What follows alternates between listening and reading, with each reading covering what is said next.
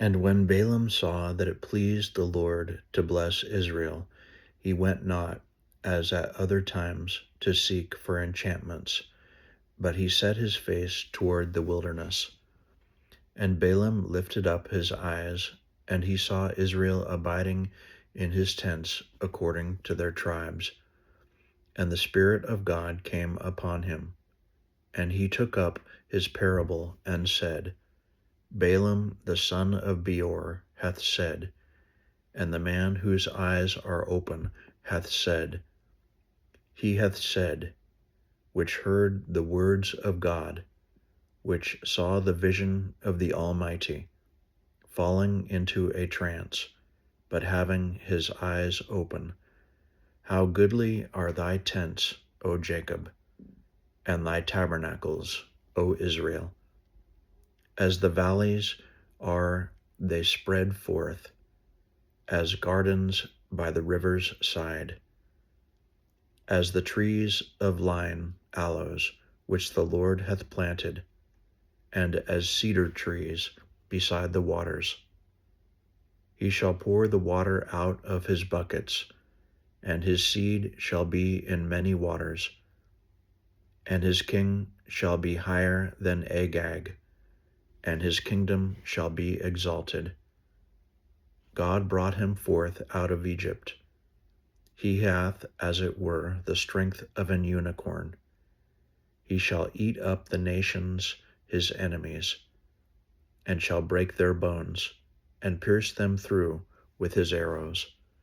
He couched, he lay down as a lion, and as a great lion, who shall stir him up? Blessed is he that blesseth thee, and cursed is he that curseth thee.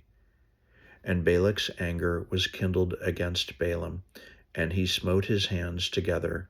And Balak said unto Balaam, I called thee to curse mine enemies, and behold, thou hast altogether blessed them these 3 times.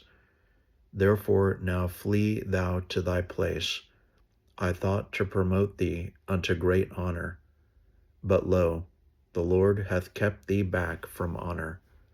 And Balaam said unto Balak, Spake I not also to thy messengers which thou sentest unto me, saying, If Balak would give me his house full of silver and gold, I cannot go beyond the commandment of the Lord to do either good or bad of mine own hand. But what the Lord saith, that will I speak. And now, behold, I go unto my people. Come therefore, and I will advertise thee what this people shall do to thy people in the latter days. And he took up his parable, and said, Balaam the son of Beor hath said, and the man whose eyes are open hath said, he hath said, which heard the words of God, and knew the knowledge of the Most High, which saw the vision of the Almighty, falling into a trance, but having his eyes open. I shall see him, but not now. I shall behold him, but not nigh.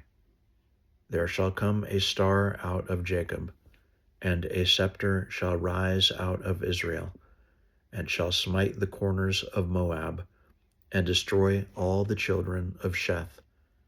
And Edom shall be a possession.